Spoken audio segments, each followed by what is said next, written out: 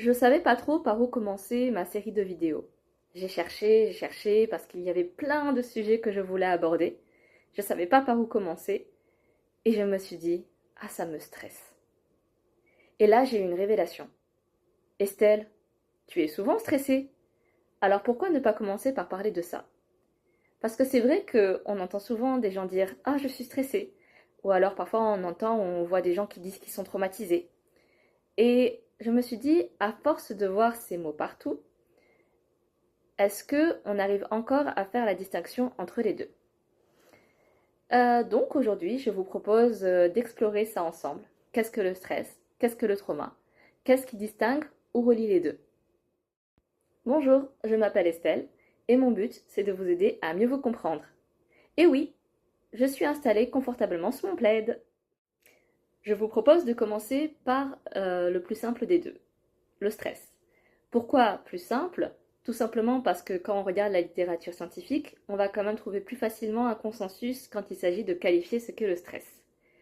Donc, si on devait définir ce que c'est, le stress, ça va être une réponse à la fois neurobiologique et psychologique à un événement extérieur qui peut nécessiter une adaptation.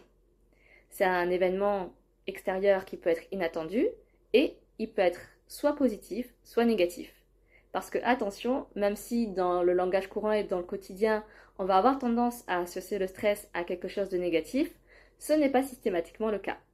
Par exemple, on peut être évidemment stressé par un accident, mais le fait de faire du sport, de relever un défi ou de vivre une activité excitante peut aussi déclencher le même type de mécanisme. Donc au final, le stress en soi n'est pas quelque chose de négatif, c'est avant tout un mécanisme d'adaptation. Concrètement, qu'est-ce qui va se passer dans notre corps?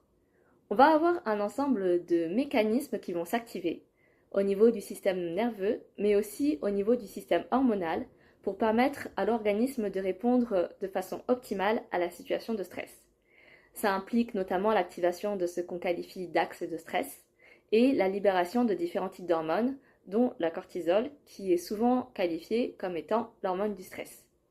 On observe aussi une augmentation du rythme cardiaque, une mobilisation rapide de l'énergie, et on va avoir une redistribution de l'ensemble des ressources de l'organisme.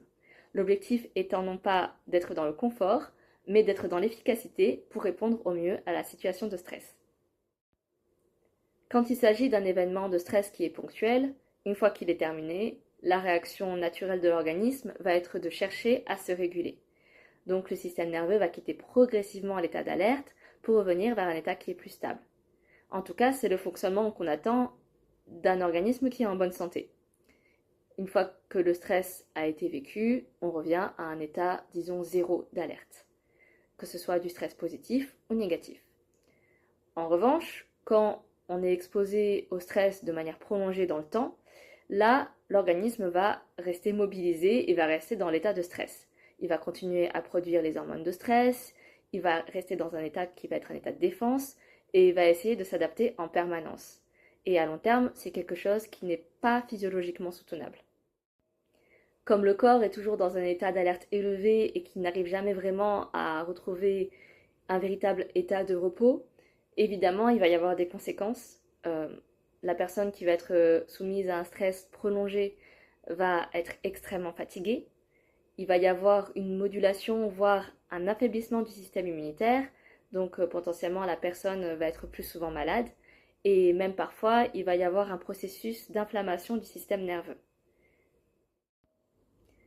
Le stress ne va pas seulement avoir un impact sur le corps, il va avoir aussi un impact direct sur le cerveau. C'est ce qu'on appelle la neuroplasticité, c'est-à-dire la capacité du cerveau à se modifier en fonction des expériences qui ont été vécues. Donc, en fonction du type de stress que vous vivez, de sa fréquence, mais également de sa durée, le cerveau va s'adapter. C'est d'ailleurs le cœur même du principe du stress. C'est un mécanisme d'adaptation. L'organisme va développer un ensemble de réponses spécifiques, que ce soit biologiques ou psychologiques, pour répondre de façon plus efficace à des situations similaires si elles doivent se reproduire. Ces adaptations, elles peuvent concerner le mode de pensée, les réactions émotionnelles, mais aussi le fonctionnement des circuits neuronaux qui vont être impliqués dans la vigilance, l'attention et la réponse au danger. À court terme, ces adaptations sont donc utiles. Elles permettent à l'individu de s'adapter face à son environnement et à mieux y faire face. Mais lorsque l'exposition au stress devient trop longue, répétée, voire chronique, ces mécanismes d'adaptation peuvent finir par se rigidifier, même lorsque le contexte ne le justifie plus. Arrive la question épineuse du trauma. J'avoue, j'ai eu beaucoup plus de mal à définir ce qu'est le trauma.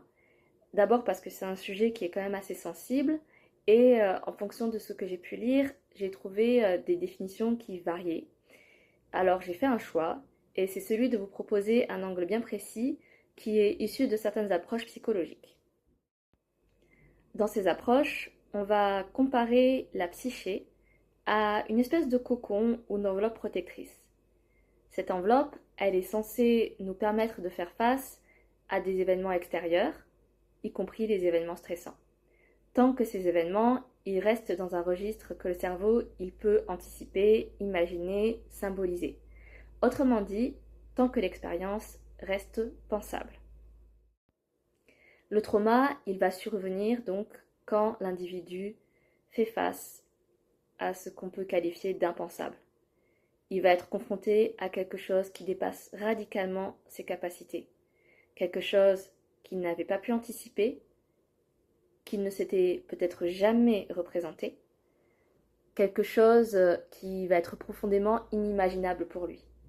Ça peut être par exemple le fait de faire face directement à la mort, faire face à une menace extrême, ou faire face à toute situation où les possibilités d'action ou de compréhension vont s'effondrer. Et dans ces moments-là, ce cocon, cette enveloppe psychique, elle va être comme transpercée. Ce genre d'expérience ne peut pas être intégré normalement. Il va laisser une trace brute, il va laisser quelque chose de non transformé à l'intérieur de l'individu. Et c'est pas tant l'événement en lui-même qui va provoquer le trauma. C'est plus le fait qu'au moment où l'événement traumatisant va survenir, le système nerveux et psychique, il va être débordé par la situation. Dans une situation de stress qu'on va qualifier d'ordinaire, la réponse qu'on va attendre du système nerveux, ça va être en général fight or flight, c'est-à-dire soit tu attaques, soit tu t'enfuis. Et ces réponses, elles permettent d'agir face à une menace qui va être identifiable et compréhensible. Mais si l'individu ne comprend pas ce qui se passe, qu'il ne peut pas l'anticiper et qu'il ne peut pas le symboliser, dans ce cas-là, il risque d'avoir d'autres types de réponses face à la situation. Ces réactions sont parfois qualifiées d'inappropriées, parce qu'elles peuvent un peu surprendre quand elles sont vues de l'extérieur. Mais en réalité, ce sont des réponses de survie face à une impossibilité d'agir. Il peut y avoir un état de sidération qui est souvent associé à des mécanismes de dissociation. Dans ce cas-là, il ne va pas y avoir de fuite, il ne va pas y avoir de combat. Et c'est pas que la personne ne veut pas agir, c'est qu'elle ne sait littéralement pas comment elle est censée agir. On parle parfois du freeze, mais il faut faire une distinction.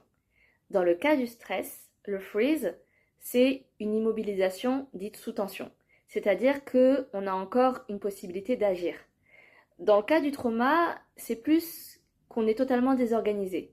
On ne sait pas comment répondre à la situation et on est totalement débordé.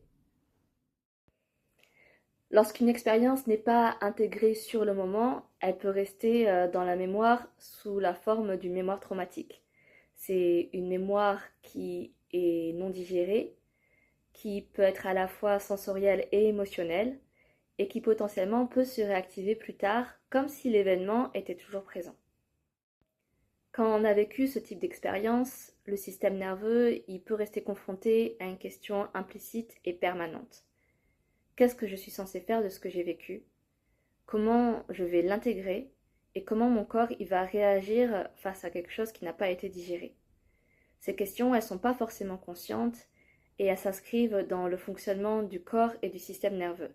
Et c'est là que le traumatisme peut s'installer. Le trauma, il ne se manifeste pas seulement par des souvenirs, il se manifeste aussi par des réponses biologiques qui sont automatiques. Dès qu'on va être face à une situation qui va nous rappeler de près ou de loin l'événement initial, le corps il va réagir comme si la menace elle était à nouveau présente. Ça peut se traduire par le fait d'être constamment nerveux, d'être dans un état d'hypervigilance qui est constant, d'être tout le temps méfiant. On peut être dans un état d'anticipation permanent du danger aussi. Et parfois, ces peurs, elles peuvent sembler disproportionnées ou déconnectées de la réalité. Pourtant, ces réactions qu'on va avoir, elles ne sont pas irrationnelles. Elles prennent leur sens dans le fait que ce sont des réponses conditionnées par une expérience passée qui n'a pas été digérée. Le corps ne réagit pas au présent, dans ce cas-là, il réagit à une mémoire qui est restée active. Alors, est-ce que le stress peut provoquer du trauma? Je ne vais pas répondre à cette question, tout simplement parce que je n'ai pas réussi à trouver d'avis tranché qui démontre qu'il y a un lien causal entre le stress et le trauma. Mais si jamais vous trouvez des éléments de réponse, n'hésitez pas à me le dire en commentaire, s'il vous plaît. Si jamais vous pensez que le sujet du stress ou du trauma vous touche et que vous en souffrez, le premier conseil que je peux vous donner, et je ne peux que vous le rappeler, c'est l'importance d'aller voir un professionnel. Ce sont eux qui peuvent vous aider à déterminer s'il s'agit principalement de stress, de trauma ou d'une combinaison des deux, afin d'orienter au mieux une éventuelle prise en charge. Voilà, c'est tout pour cette vidéo. J'espère qu'elle vous aura intéressé. Et si vous êtes des personnes qui sont spécialistes du stress ou du trauma, si vous avez des questions, si vous voyez qu'il y a des choses que j'ai pu oublier, n'hésitez pas à me le dire en commentaire. Je suis ouverte à tout axe de réflexion et d'amélioration. Et si la vidéo vous a plu, n'hésitez pas à liker et potentiellement à me suivre ici ou sur Instagram. Merci beaucoup et à bientôt.